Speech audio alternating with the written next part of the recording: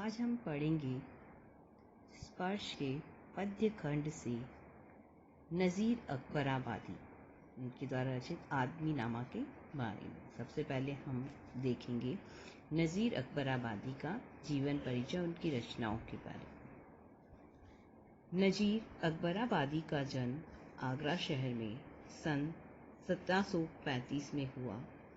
इन्होंने आगरा के अरबी फारसी के मशहूर अदीबों से तालीम हासिल की, यानी कि उन्होंने अरबी और फारसी के जो मशहूर विद्वान थे उन विद्वानों से उन्होंने क्या करी, शिक्षा ग्रहण करी। नज़ीर हिंदू त्योहारों में बहुत दिलचस्पी लेते थे। नज़ीर अकबराबादी जो थे वो हिंदू त्योहारों में बहुत ही दिलचस्पी यानी कि रुचि रहते थे और उनमें शामिल होकर दिलो जान से लुत्फ उठाते थे। यानी कि उन्हें हिंदू त्योहारों में बड़ी दिलचस्पी थी और वो उन हिंदू त्योहारों में शामिल भी होते थे और क्या है, उसका आनंद भी उठाते थे। लुत्फ उठाना यानी आनंद भी उठाते थे। मियाँ नज़ीर राह चलते नज़्में कहने के लिए मशहूर थे। राह चलते यानी कि चलते चलते ही रास्ते में ही वो किसी भी विषय पर अपनी दो पंक्तियाँ लिख देते थे। तो वो किस नाम से, कि राह चलते चलते नज़्म कहने के लिए मशहूर थे। अपने टट्टू पर सवार नज़ीर को कहीं से कहीं आते जाते समय राह में कोई भी रोककर फरियाद करता था।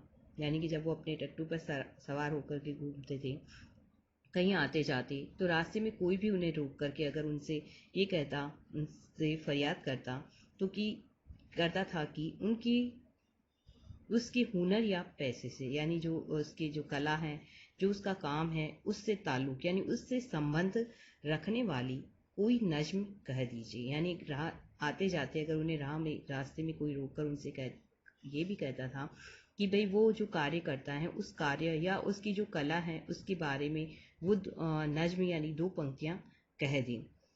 नज़ीर आनन फानन में यानी उसी समय क्या करती थी, एक नज़्म रच देते थे, यानी उन दो पंक्तियों की रचना वो कर देते थे।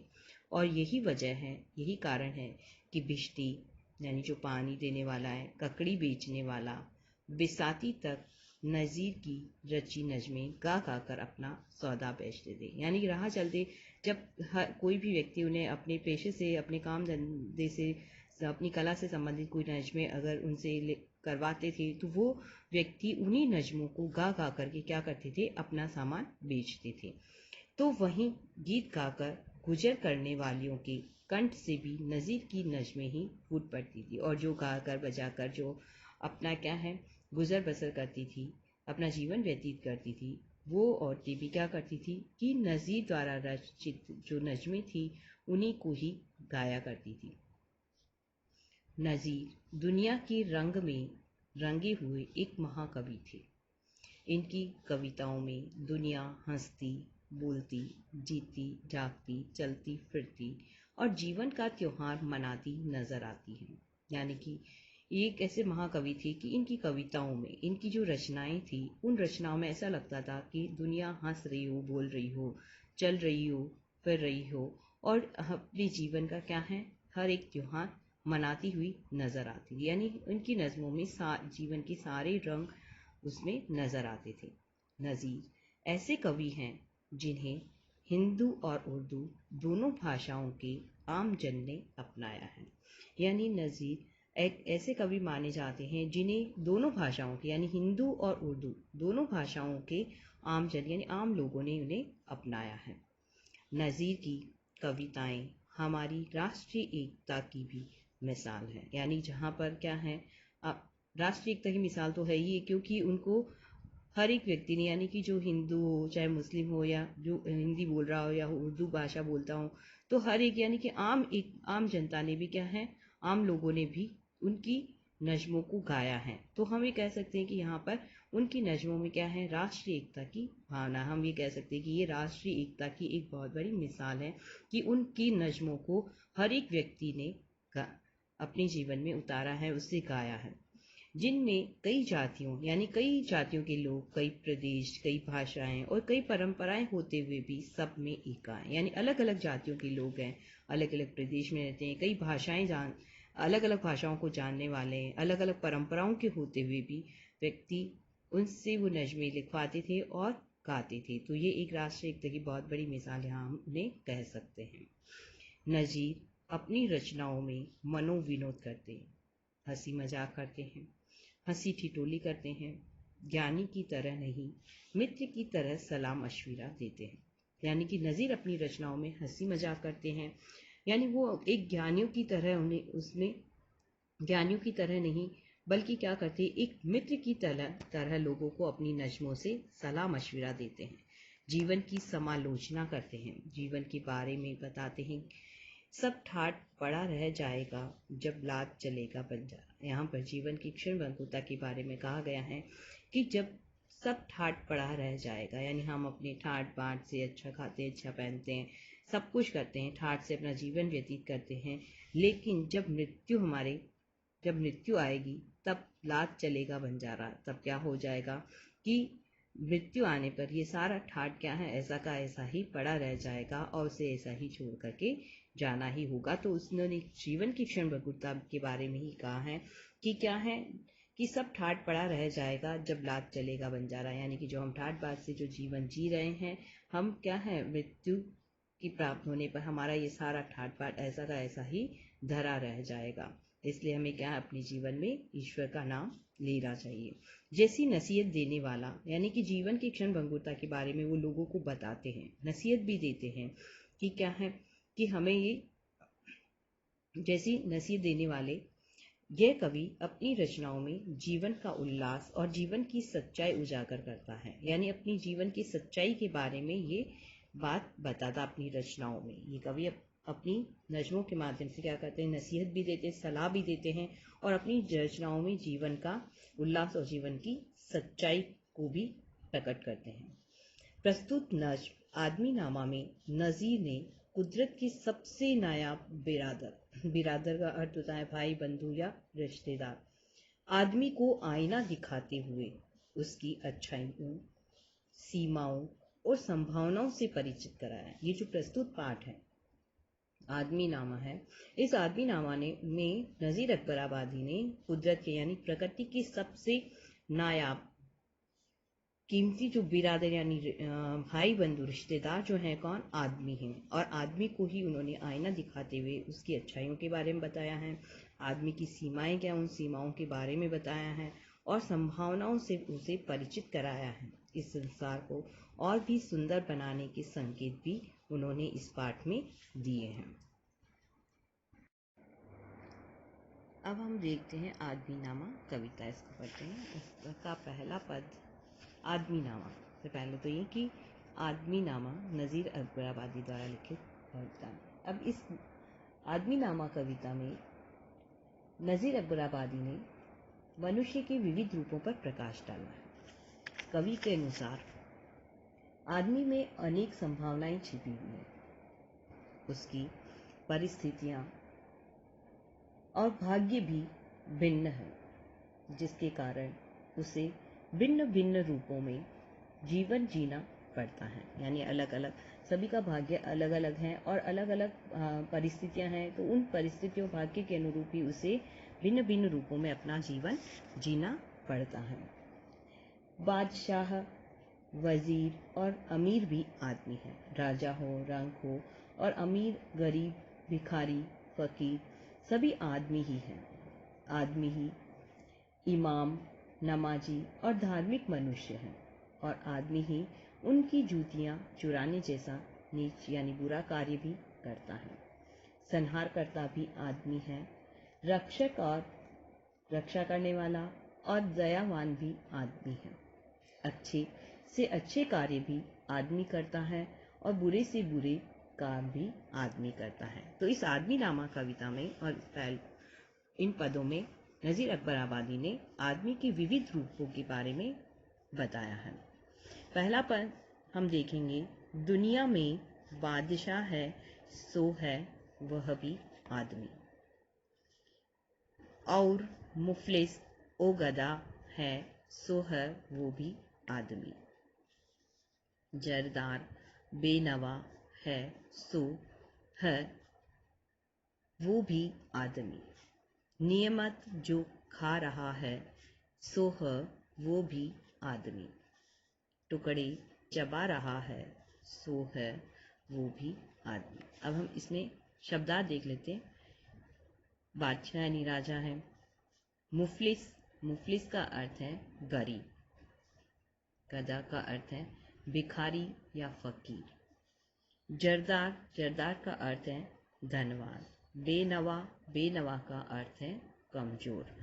नियमत, नियमत यानी कि स्वादिष्ट भोजन खा रहा है। अब इस पद का हम सरलार्थ देखते हैं, अर्थ देखते हैं कि इस कविता में नज़ीर अकबर आबादी ने आदमी के भिन्न भिन्न रंग रूपों पर प्रकाश डालते हुए कहा है कि इस दुनिया में तरह तरह के आदमी हैं। जो बादशाह है वह भी आदमी है, यानी राजा है, बादशाह है, वो भी आदमी है। उसके पास दुनिया भर की दौलत और अधिकार, यानी राजा है या बादशाह है तो उसके पास पूरी दुनिया भर की क्या है, पैसा है, अधिकार है। दूसरी ओर जो बिल्कुल क्या है, भिखारी हैं, गरीब हैं, वे भी आदमी है। और जिसके पास बहुत दौलत है वह भी आदमी है। जरदार, बेनवा यानी कि जो धनवान है, और जो धनवान है जिसके पास बहुत पैसा है वह भी आदमी है। और जो बिल्कुल कमज़ोर है वह भी क्या है, आदमी ही है। नियमित जो खा रहा है यानी जो स्वादिष्ट भोजन को खा रहा है, स्वादिष्ट भोजन खा रहा है वह भी आदमी ही है। टुकड़े चबा रहा है सो वो भी आदमी है, यानी कि जिसके पास खाने के लिए रूखी सूखी रोटी है, जो रूखी सूखी चबाने को जिसको मिल रही है वह भी आदमी है। आशय यह है कि आदमी के अनेक रंग रूप हैं, यानी राजा है तो भी आदमी है, धनवान है, भिखारी है, और जो कमजोर है वो भी आदमी है, और जो स्वादिष्ट भोजन खा रहा है वो भी आदमी है, और जो जिसके पास रूखी सूखी रोटी चबाने को या जो रूखी सूखी रोटी खा रहा है वो भी आदमी ही है। तो इस प्रकार इस पूरे पद के अंदर आदमी के भिन्न भिन्न रंग रूप के बारे में बताया गया है। दूसरा पद देखते हैं हम।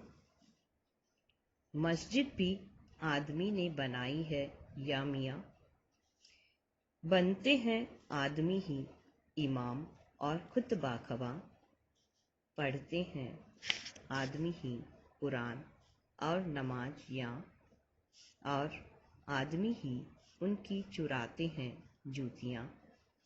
जो उनको ताड़ता है सो है वो भी आदमी।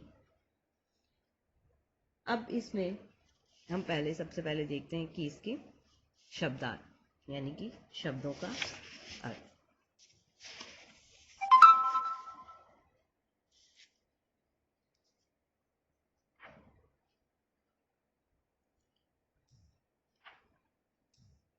शब्दों का अर्थ हम देखते हैं। मस्जिद भी आदमी ने बनाई, इमाम और खुतबा खबा। इमाम का अर्थ है नमाज पढ़ने वाले धार्मिक मुसलमान। खुतबा खबा यानी कुरान शरीफ का अर्थ बताने वाले, कुरान शरीफ का अर्थ बताने वाले। ताड़ता है, ताड़ता है का अर्थ है भांप लेना, भांपना है। अब हम इस पूरे पद का अर्थ देखते हैं। इस पूरे पद का अर्थ है कि इस पद में नज़ीर अकबर आबादी मनुष्य के तरह तरह के रंग रूप और उसके स्वभावों का चित्रण करते हुए कहते हैं कि इस दुनिया में आकर, यानी कि क्या है, इस दुनिया में आकर जिसने मस्जिद बनाई है, जिसने मस्जिद बनाई है वह भी आदमी है, यानी मस्जिद बनाने वाला भी आदमी है। जो मस्जिद में बैठ कर के नमाज पढ़ता है और जो कुरान शरीफ का अर्थ समझाता है वह भी आदमी है।